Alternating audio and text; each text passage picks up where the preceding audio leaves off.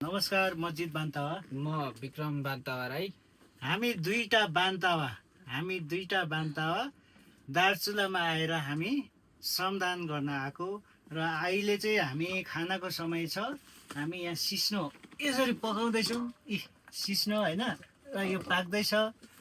अब हामी दुईजनै लाउरे हो होइन। अब हाम्रो चाहिँ यहाँ यति राम्रो हाम्रो चाहिँ सम्बन्ध रह्यो। भेटघाट पहिलो भए पनि हामी दुई फ्यामिलीको सम्बन्ध एकदमै राम्रो, एकदमै सुमधुर सम्बन्ध, सहयोगी स्वच्छ भावनाले एउटै भावना भएको व्यक्तित्व भयो हामी होइन। श्रमको लागि आएको छौँ हामी।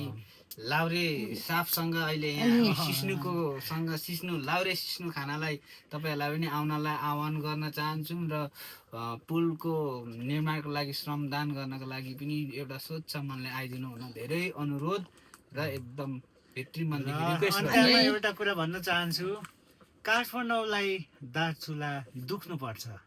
काठमाडौँलाई दार्चुला दुख्नुपर्छ र अहिलेको सरकारलाई म आह्वान गर्न चाहन्छु, रासोपा सरकारले पहिलाको सरकार जस्तो केही पनि काम नगरी बस्नु मिल्दैन, काम गर्नुपर्छ। तपाईँहरूले बहुमतको सरकार गठन गर्नुभएको छ।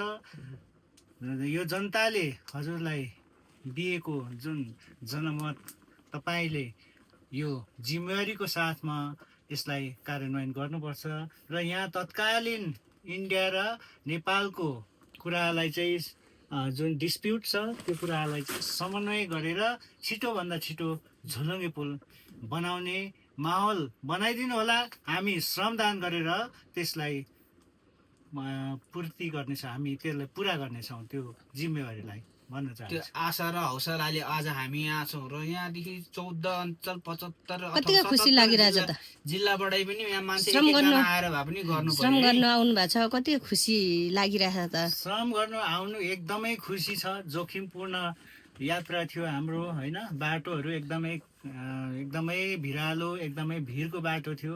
तलतिर हेर्दाखेरि 500-600 मिटरको खाडी थियो भने माथितिर हेर्दाखेरि दुईटा आइफेल टावर अटाउने चुचुराहरू पनि थियो होइन। त्यहाँबाट पर्खालहरू झर्ने, पहिरोहरू झर्ने सम्भावना थियो। तर पनि कुनै बेला त मलाई यस्तो पनि लागेको थियो कि श्रमदान त गर्न आएको हो तर जीवनदान पनि पो हुने हो कि भन्ने पनि हाम्रो विचार कहिले कता कता आयो। हामीलाई त्यस्तो अनुभूति भयो होइन। तर पनि त्यसको लागि त्यस्तो चुनौती पार गर्दै हामी देशको लागि केही सहयोग गर्न र यो सबै कुराको चाहिँ माहौल जुटाउने भनेको हाम्रो श्रद्धेय खड्का साम्पाङज्यू जुन माननीय हुनुहुन्छ होइन।